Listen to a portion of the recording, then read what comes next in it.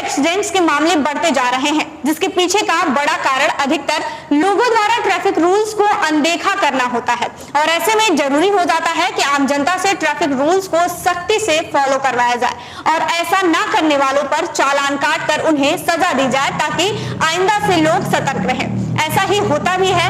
यातायात विभाग इस पर खास ध्यान देता है और रूल्स ब्रेक करने वालों पर पैनी नजर रखकर उनका चालान काट दिया जाता है।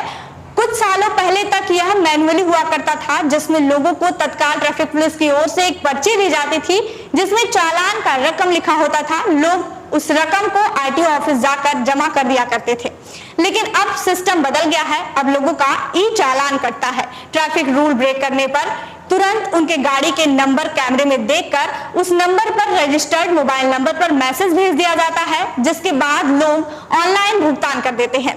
ये सब बात हम आपको इसलिए बता रहे हैं क्योंकि असली मुद्दा है कि पूरे यूपी में पिछले कई सालों में चालान काटने का दर बढ़ते जा रहा है, लेकिन भुगतान का दर घटते जा रहा है। मतलब चालान कटता तो है लेकिन लोग जमा नहीं करते। कई लोगों की कई सालों की भुगतान बाकी रह जाती है और यातायात विभाग उसको रिकवर नहीं करवा पाता, जिससे सिस्टम और जनता की घोर लापरवाही देखी जा सकती है। अब सवाल यह है कि लोग चालान क्यों नहीं भरते? तो एक्सपर्ट मानते हैं कि इसके पीछे कई कारण हैं, जैसे कि तमाम लोगों को यह पता ही नहीं होता कि उनकी गाड़ी पर चालान कट चुका है। जब वे रिन्यूअल कराने जाते हैं या गाड़ी को बेचने जाते हैं तब जाकर उन्हें पता चलता है, क्योंकि ऐसा रूल है कि अगर गाड़ी पर एक भी चालान बकाया रहा तो पेपर रिन्यूअल या ट्रांसफर नहीं होगा। दूसरा और सबसे बड़ा कारण एक्सपर्ट मानते हैं कि 2023 में सरकार ने 2021 तक बकाया सभी चालान को माफ कर दिया था, जिसकी वजह से हो सकता है कि लोग सोच रहे हो कि फिर से कोई ऐसी स्कीम सरकार द्वारा आएगी और चालान माफ हो जाएगा।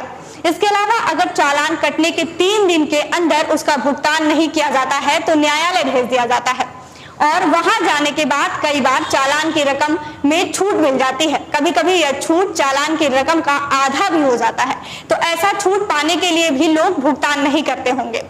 हालांकि 4 जुलाई के बाद अब न्यायालय में जाने के बाद भी भुगतान किया जा सकता है। अब चलिए ये भी जान लेते हैं कि पिछले कुछ सालों में चालान कटने और भुगतान करने की दर क्या है।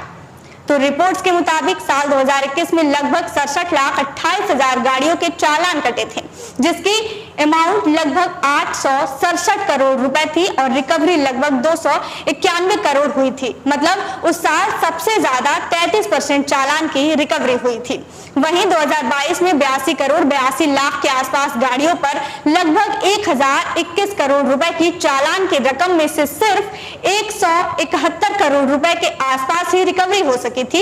इसके अलावा 2023 में 1921 करोड़ की चालान की राशि पर सिर्फ 188 करोड़ के आसपास ही भुगतान हो सका।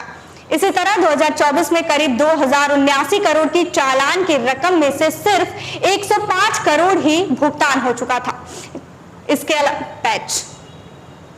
अलावा 2025 के 6 महीनों की बात करें तो अभी तक 1233 करोड़ रुपए का चालान कट चुका है, लेकिन सिर्फ 40 करोड़ के आसपास ही वसूली हुई है।